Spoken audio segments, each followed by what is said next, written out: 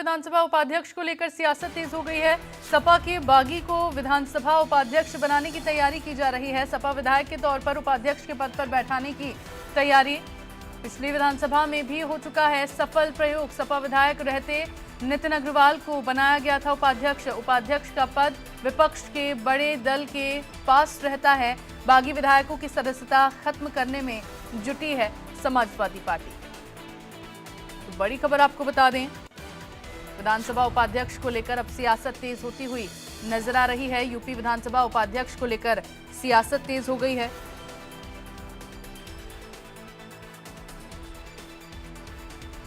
सपा विधायक के तौर पर उपाध्यक्ष के पद पर बैठाने की तैयारी।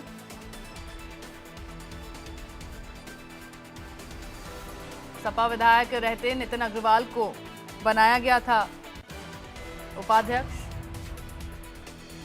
समाजवादी पार्टी एक और अपने बागी विधायकों की सदस्यता खत्म करने की कोशिशों में जुटी है, तो भाजपा अपनी शरण में आए इन बागी विधायकों को कहीं ना कहीं समायोजित करने की तैयारी में है।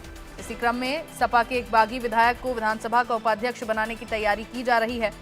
उन्हें सपा विधायक के तौर पर इस पद पर बैठाया जा सकता है। तो कहीं ना कहीं अगर भाजपा की ये कोशिश सफल हो जाती है तो समाजवादी पार्टी के लिए भी चुनौती बनकर ये खड़ी हो जाएगी। इस तरह का प्रयोग पिछली विधानसभा में भी हो चुका है, जब सपा विधायक रहते हुए नितिन अग्रवाल, जो कि वर्तमान में योगी सरकार में मंत्री हैं, उनको विधानसभा उपाध्यक्ष बना दिया गया था। कुछ इसी तरह का प्रयोग एक बार फिर से दोहराया जाएगा। सपा के युवा विधायक अवध क्षेत्र से आते हैं।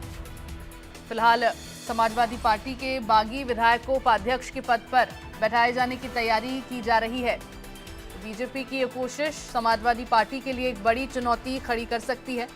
समाजवादी पार्टी जहां एक और अपने बागी विधायकों की सदस्यता खत्म करने की कोशिशों में जुटी हुई है, क्योंकि अगर बागी विधायक समाजवादी पार्टी के सामने आवाज मुखर कर रहे हैं तो कहीं ना कहीं ये एक बड़ी चुनौती अखिलेश यादव के लिए, एक बड़ी चुनौती समाजवादी पार्टी के लिए विधानसभा चुनाव से पहले बन सकती है।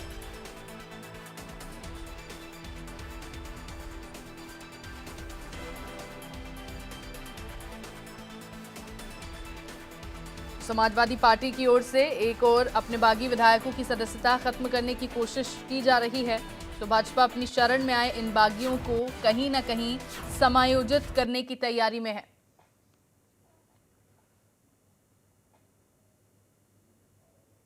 और खबर पर ज्यादा जानकारी के लिए संवाददाता निकिता सरीन मेरे साथ लाइव जुड़ गई हैं, उनसे कुछ जानकारी ले लेते हैं। निकिता, क्योंकि भाजपा की ओर से पहले भी ये प्रयोग किया जा चुका है, बागी विधायक को उपाध्यक्ष के पद पर तैनात किया जा चुका है, पद पर बैठाया जा चुका है, लेकिन एक बार फिर से भाजपा की ओर से यही कोशिश दोहराए जाने के प्रयास लगातार किए जा रहे हैं। अखिलेश यादव अपने बागियों की जो है उनकी सदस्यता को हटाए जाने के प्रयास कर रहे हैं, लेकिन भाजपा एक बड़ी चुनौती अखिलेश यादव के सामने खड़ी करने की कोशिश कर रही है। कितनी बड़ी चुनौती होगी अगर ये जो प्रयास है भाजपा का वो सफल हो जाता है?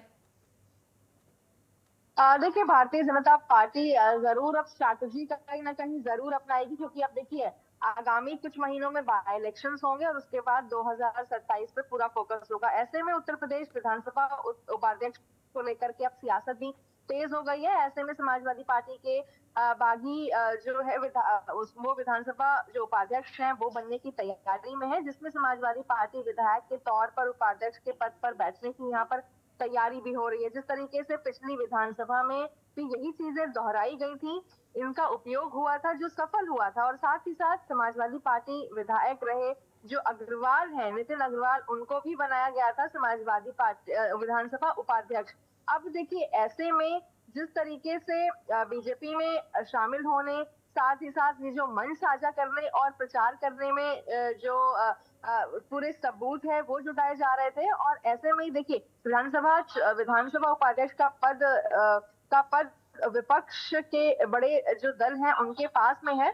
और ऐसे में यहाँ पर ये भी देखना जरूरी होगा कि राज्यसभा में क्रॉस वोटिंग के आधार पर सदस्यता जो कराना है वो संभव नहीं हो पा रहा है, और भारतीय जनता पार्टी की शरण में आए बागियों के जो भी समायोजित करने की कोशिश में है। और वहीं राज्यसभा चुनाव में क्रॉस वोटिंग करने वाले 8 समाजवादी पार्टी जो विधायक हैं जिसमें मनोज पांडे का नाम सबसे ज्यादा तेज है। समाजवादी पार्टी में मनोज पांडे एक बहुत ही बड़ा नाम बताए जाते थे, और राज्यसभा चुनाव में जिस तरीके से उन्होंने क्रॉस वोटिंग की थी, और साथ ही विनोद चतुर्वेदी, राकेश पांडे, अभय सिंह, राकेश प्रताप, पूजा पाल और आशुतोष मौर्य इन लिस्ट में शामिल हैं।